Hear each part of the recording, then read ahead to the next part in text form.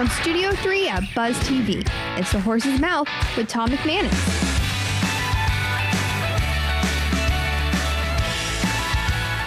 All right, welcome into The Horse's Mouth here at Tommy Max, of course, at my bar, where all are welcome to grab a seat, have a beverage, get a chance to tell their story. It's Game Changers time with our good friend Cole Faust from Client Focus Media. That's brought to you by Hot Spring Spas. We got an interesting one today, a little medicine, a little restaurant tourism, and a little bit of this and a little bit of that. Let's get into it with the panel. Lina Fouad is here from the OBGYN Specialist of North Florida. Hi, Lina. Hello. How you doing? Good. Excited to be here. It's great to have you here. So tell us what you're doing over at the Specialist of North Florida. Yeah, so this is a women's health practice. It's a one-stop shop for women. Okay. Where we offer comprehensive women's health care. I'm a board-certified OBGYN. Okay. So my specialty is minimally invasive GYN surgery. So I did a Mayo Clinic fellowship trained in minimally invasive surgery. Whoa. Snot kidding right here. We're in trouble. We're in trouble. I also treat perimenopause and menopause, so hormone balance. I'm also board certified in obesity medicine. So I treat men and women and help them achieve their weight goals. Okay. Yeah. Mostly like 35 and up. What are we talking about? What kind of ages do you normally deal with? I see adolescents and up. Do you really? Yeah. Okay. What's your favorite part of what you do? What's the best part of it? My favorite part is talking to patients. So I was in academia for a while and the corporate world of medicine and decided to start a practice that is more patient-centered. So it's a direct specialty care where the patient comes first, and talking to patients is really my favorite part. Interesting. I know with menopause and perimenopause, those hormones are key. Getting those together and figured out. Yes. Yeah. Yeah, it's a good one. So it is really an art. A lot of providers don't really know how to do it. Yeah. There's a lot of myths out there that need to be debunked, and you can use the natural stuff, which are called bioidentical hormones. You can also use conventional hormones. Okay. So that's another passion of mine, for sure. Cool. All right. Great to have you on the show. Thank you. Beautiful. CJ Dulberger from Kitchen Cloud. How are you, man? Nice to meet you. Good to see you. Sorry about that. Oh, no, you're good. Tell us about Kitchen Cloud. What's going on? Absolutely. So we are an AI-powered virtual food assistant. Oh boy, that's a mouthful, isn't it? That's right. So virtual food. So what we're trying to do is help make sense of all the food data in your house, in your life. Okay. So the genesis was, the genesis really was one day I really wanted grapes from my fridge. So I went there, I knew I had it, and so I went and retrieved it, and it was growing fur. Right. And so I was really angry, and I was like, why is there not an app that can tell me when my food's about to expire? So it really all started with that, and that's the problem we're trying to solve.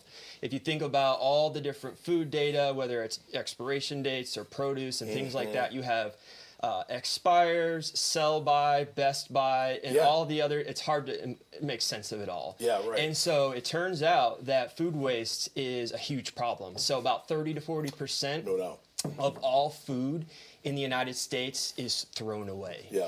And so that's a big problem because all that food goes into landfills. And so that stuff turns into methane gas, and so which is actually a super greenhouse gas. It's worse than carbon. Wow. And so, but also from just a dollars and cents standpoint, we all know the food prices at the grocery store. And so this is a few years ago, but they've done calculations about how much food is wasted per household. Right. So it amounts to about $1,500 per household of food that is thrown away. That's incredible. Yes. So we're solving that problem, but we're going beyond that. So it's not only is it a food waste management program, it's also a personal shopper. So it generates smart shopping lists. So you'll never, if you're ever at the store, you'll never have to call home and ask if we need this, if we need that. It'll know. And then another thing of what it does, it's health and wellness. So it's a nutritionist in your pocket. Very cool. And it also helps with meal planning. Sounds like you two could talk about some things. That's really neat. Yeah, go ahead, Cole. So with that, are you monitoring like what goes in and out of the fridge? We are monitoring what goes in and out of the fridge. Are you able to kind of generically track, grapes last typically like 3 weeks in a fridge, or how are you kind of implementing that with? Nice, so we're cool. taking that type of data and also providing food storage tips. Okay, so to really help Keep maximize exactly. You have those two bins, and one has the humidity all the way up, all the way down. People kind of guess. They're like, oh, I think this lettuce needs high humidity and stuff. So there's a lot of guesswork in it. And then another big thing that we're trying to solve is safe to eat. So you ever go into your pantry and you see something and it says expires, last month. Yeah. And then all of a sudden you're like scrambling and you're like, okay, I'm Googling this. Is it okay to eat? Am I gonna get sick or die by eating this? Yeah. And so this we're providing a safe to eat feature to allow you to be able to evaluate, is this actually safe to eat, and awesome. Providing tips. So cool. It's pretty cool. We're excited about it. That's game changing, no doubt about that. Both of you, what you're doing, and then we wrap it up with our man Kelly Harris here. Hey, Kelly. Kelly's in the restaurant business and has been for a very long time. These guests here you got today, Tom, are all kind of questions moving up in my head. Yeah. The one thing I want you to consider is the word legal. Yeah. And the dates, the expiration dates. Yeah. If the manufacturer says, well, we'll back off this a little bit because we don't want to, things happen, and so there's a legal factor in there that I don't know.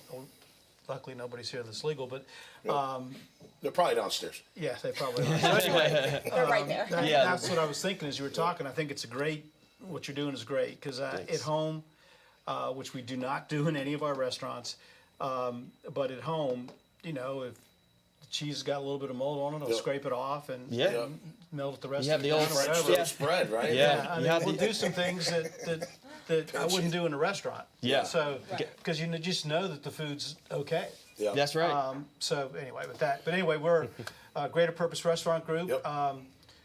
We just, coming out of COVID, we knew that food, people have to eat food. Okay, so that's a little common sense, and we tried to figure out how to get food to people because people couldn't get to the restaurant.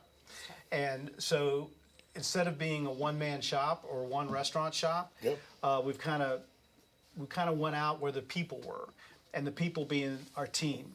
Like the team of people that we operate determines how successful that restaurant will run. And it was food, so different types of food, it didn't really matter as long as we had a team of people.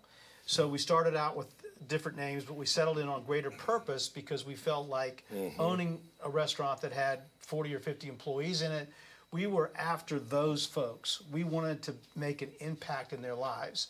So that would be with the work future, tied in with a little personalization to make them learn things that they don't know. So it's all about, it's almost like raising a family, but we're doing it in the business. So that's why the name Greater Purpose came up. And now we have a couple of concepts going on, and got a big thing going on in Orange Park with the Grove. The Grove is the old Orange Park Country Club, and it's going to be an event center. All right. We've got 17,000 square feet of a country club type thing. There's pickleball. There's 24 courts with half of it over roof. Yep. We got putt-putt. We got driving range. We got par 3 golf on the front 9 of the Orange Park Country Club. It's going to be a par 3 for frisbee golf, and then regular par 3 golf. So it's a good place to come for a family event. Mm-hmm. The back 9 is going to be for us guys and gals, that want to go out and play 9 holes or 18. Yep.